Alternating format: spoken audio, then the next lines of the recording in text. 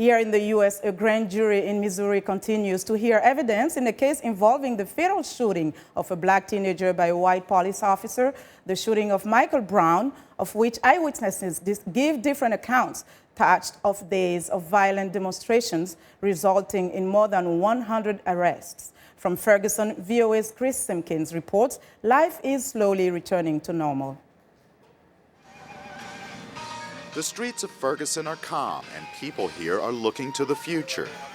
I hope everybody can be able to pick up and move on. That's what I hope. Residents in this predominantly African-American community are getting on with their lives, but not forgetting about 18-year-old Michael Brown. They still wonder about the circumstances surrounding the unarmed teenager's shooting by white police officer Darren Wilson as Brown was walking to his grandmother's house in this neighborhood. John Bond says despite the passage of time, people shouldn't forget about the victims of the shooting.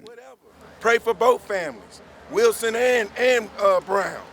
Two families is destroyed and the community is destroyed. People in Ferguson are rebuilding and fixing damage from the days of violent demonstrations, looting, and burning of stores. Many here are now waiting to see if a grand jury will bring criminal charges against Officer Wilson. Resident James Thomas says regardless of the outcome of the case, something needs to be done to address excessive force by police against African Americans.